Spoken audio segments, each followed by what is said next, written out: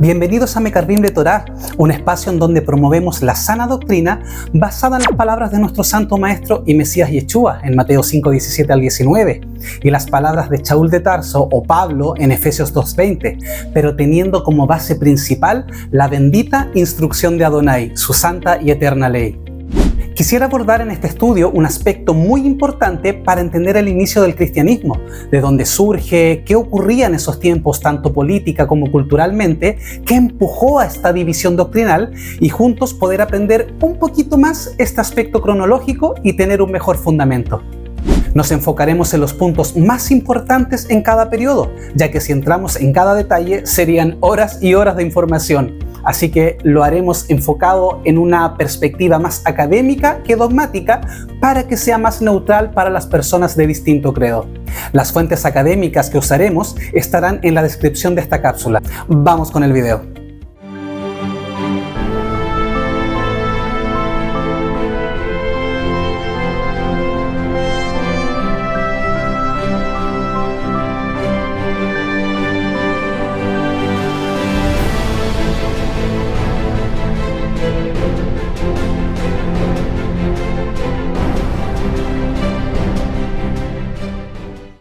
La casa de Judá, tras volver del exilio en Babilonia, según el consenso académico, aproximadamente en el 538 antes de la era común, y según el cilindro de Ciro, Judá reconstruyó el templo y, guiados por Esdras y Nehemías, restauraron la ley, las murallas y la vida comunitaria. Vivieron bajo el dominio persa hasta que Alejandro Magno conquistó la región, abriendo paso al mundo helenístico. Todo esto marcó siglos de cambio político, religioso, cultural, clave para la identidad judía.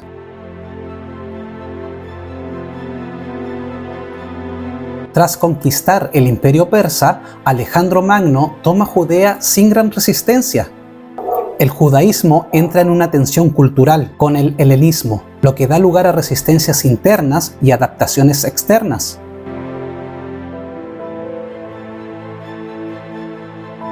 70 sabios judíos traducen la Torá al griego en Alejandría, principalmente con el objetivo de traer toda la sabiduría y cultura de todos los territorios y credos a la gran biblioteca de Alejandría.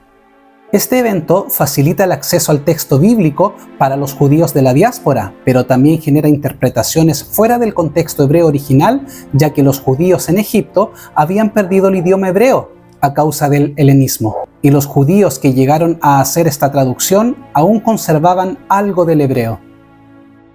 Como ya lo mencionamos anteriormente, a causa de que el hebreo prácticamente se había olvidado, se cometieron una serie de errores de traducción que hasta el día de hoy hacen eco en un contexto negativo en las traducciones actuales, llevando a interpretaciones erróneas y por consecuencia doctrinas erróneas. Un ejemplo de esto está en el pasaje de Isaías 7:14.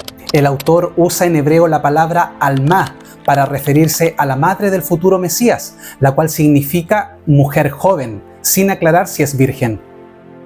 Pero en hebreo la palabra correcta para el concepto virgen es betulá. Isaías 7:14 usa alma, pero cuando los traductores de la Septuaginta lo pasaron al griego, eligieron el término griego paternos, que significa virgen, en lugar de un término más neutral o más cercano al hebreo. Este detalle traductivo, al preferir paternos en vez de reflejar con precisión que el texto hebreo no decía betulá, fue lo que más tarde alimentó la interpretación del dogma de la eterna virginidad de Miriam. Un simple matiz de palabra transformó una profecía local en una creencia teológica global. Isaías 9:6 usa en hebreo títulos grandiosos como Dios poderoso o Padre eterno para un niño que sería rey, siguiendo una costumbre común en el antiguo Medio Oriente. Dar nombres teofóricos con referencias divinas a reyes humanos principalmente, no porque ellos sean Elohim, sino para exaltar su reinado futuro. La Septuaginta, al no captar este contexto cultural e idiomático, interpretaron mal el texto sobre la divinidad de Yeshua, llegando incluso a afirmar que Él es el Padre, según las traducciones cristianas posteriores. Pero el hebreo original descarta esa lectura. Es un pasaje sobre un rey humano, no sobre la encarnación misma de Elohim el Padre.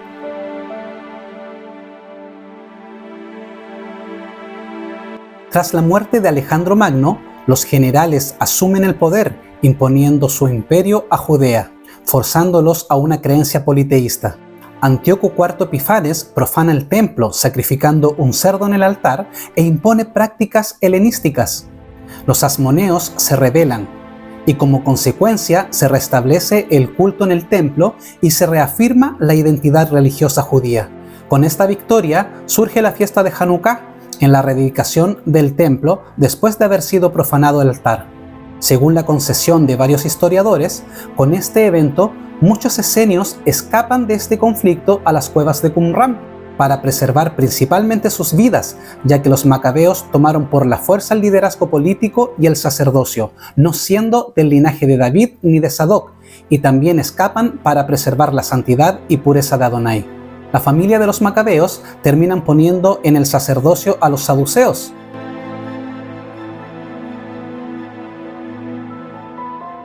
Se intensifican las divisiones internas en Judea. Comienzan a surgir maestros de las escrituras que daban sus interpretaciones de la Torá, que posteriormente se llaman fariseos y que más adelante dan inicio a las escuelas o casas rabínicas.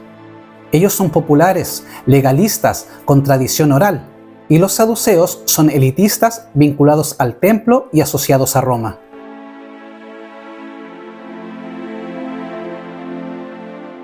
El general Pompeyo toma Jerusalén y pone a Judea bajo dominio romano. Como consecuencia, la tensión política aumenta. Algunos grupos colaboran con Roma, otros, como los celotes, promueven la resistencia armada.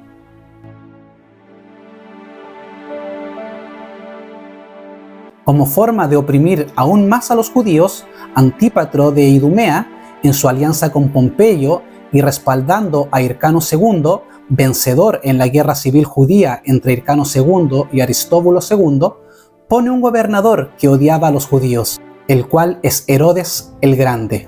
El rey Herodes inicia la reconstrucción del templo para ganar apoyo popular. Este se convierte en un centro majestuoso, pero bajo sospecha por la relación de Herodes con Roma.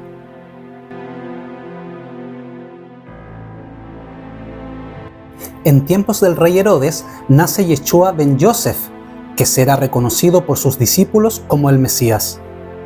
Su enseñanza dentro del marco judío será base de movimientos mesiánicos posteriores.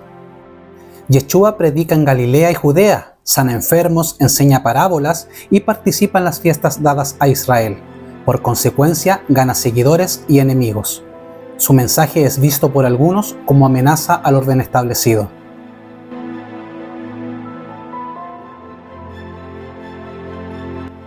Es arrestado y ejecutado bajo el liderazgo romano de Poncio Pilato. Sus seguidores proclaman su resurrección y comienzan a difundir sus enseñanzas.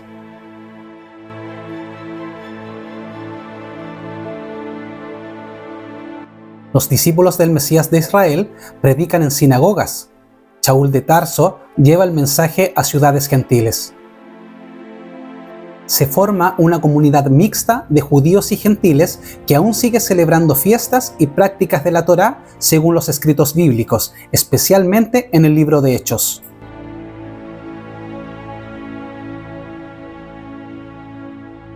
Roma aplasta la revuelta judía en el año 70, destruye el templo de Jerusalén. La consecuencia de este acto pone el fin del culto sacrificial. Los fariseos reorganizan el judaísmo en torno a la Torá oral.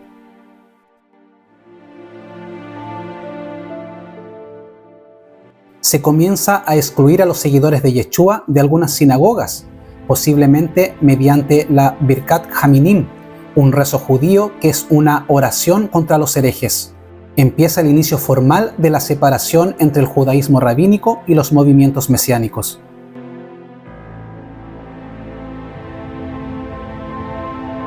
Ignacio de Antioquía llama cristianos a los gentiles seguidores de Yeshua. En sus cartas escritas Camino al Martirio en Roma, Ignacio de Antioquía utiliza por primera vez de forma explícita y teológica el término cristianos para referirse a los creyentes gentiles que siguen a Yeshua, diferenciándolo de los judíos. Esto marca un punto clave en la construcción de una identidad religiosa separada del judaísmo. en la cual los gentiles comienzan a ser reconocidos como una comunidad aparte, con estructura propia y prácticas distintas. Cabe destacar que muchos cristianos se hacen llamar así por el pasaje de Hechos 11:26, donde se lee de una forma fundamentalista, sin el contexto histórico, lingüístico y cultural. El pasaje es el siguiente: y se congregaron allí todo un año con la iglesia y enseñaron a mucha gente, y a los discípulos se les llamó cristianos por primera vez en Antioquía. Según los académicos, está la posibilidad de que el término cristiano fuera originalmente utilizado de manera peyorativa, reflejando el conflicto entre los seguidores de Yeshua y la sociedad romana de la época. El doctor David Flusser, reconocido estudioso judío del cristianismo primitivo, sugiere que el uso del sufijo latino ianus en un contexto griego podría indicar que el término fue acuñado por autoridades romanas o por la población de habla latina de Antioquía, seguramente con una connotación despectiva. Por otra parte, el doctor Larry W. Hurtado nos comenta: estas referencias tempranas al cristianismo por parte de autores paganos demuestran que el término cristiano estaba asociado con connotaciones negativas en la sociedad romana del siglo I y principios del siglo II.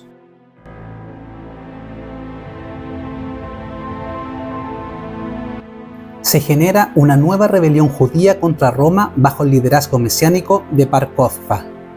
Esta es aplastada por Roma. Esto genera una prohibición de vivir en Jerusalén y la ciudad cambió el nombre a Aelia Capitolina. Crece la distancia con los judíos mesiánicos. Padres de la iglesia cristiana, como Justino Mártir y Teófilo de Antioquía, rechazan las prácticas judías. El cristianismo se define como no judío y se consolidan cambios doctrinales y litúrgicos.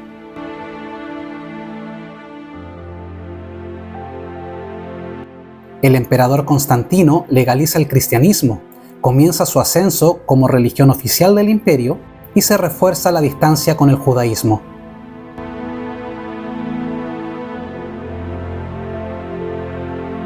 El motivo principal de este sínodo fue abordar la doctrina arriana, condena local, que no creía en la divinidad de Cristo ni en una Trinidad. Constantino decreta el cambio del Shabbat por el domingo como día de descanso y adoración.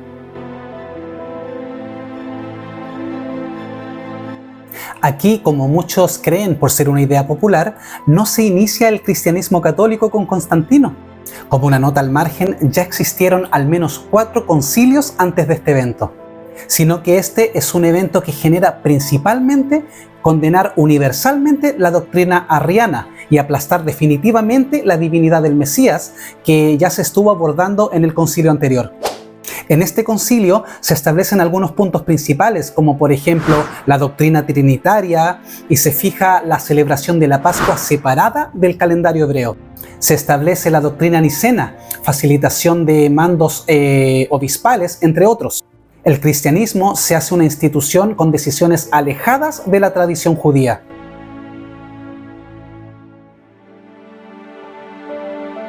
Una prueba explícita del antisemitismo en los padres de la Iglesia es una de estas cartas que se redactaron a estas nuevas comunidades y obispados del Imperio Niceno, la cual detalla: ¿nos ha parecido indigno que la celebración de esta fiesta, de la más alta solemnidad, se deba guardar siguiendo la costumbre de aquellos judíos inmundos y miserables, quienes, habiendo manchado sus manos con tan horrible crimen, la muerte de Jesús, por tanto son afectados por la ceguera merecidamente del alma?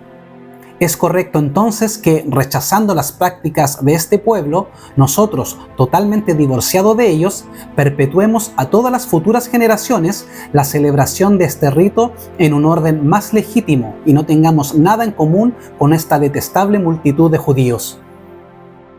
Esta carta está registrada por Eusebio de Cesarea en la vida de Constantino el Grande, libro 3, capítulos 17 y 20.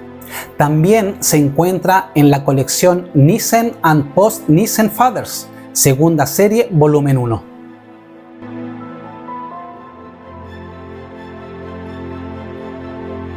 El emperador Teodosio decreta el cristianismo como religión estatal.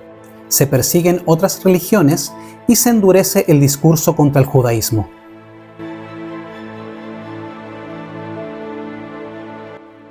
surgen movimientos cristianos armados para recuperar Tierra Santa. Como consecuencia, hay una masacre de judíos en Europa y más presión sobre las comunidades hebreas.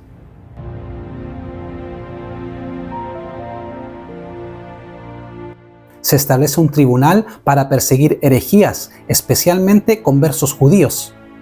Se genera una conversión forzada, tortura y expulsión de judíos. Se intensifica la ruptura.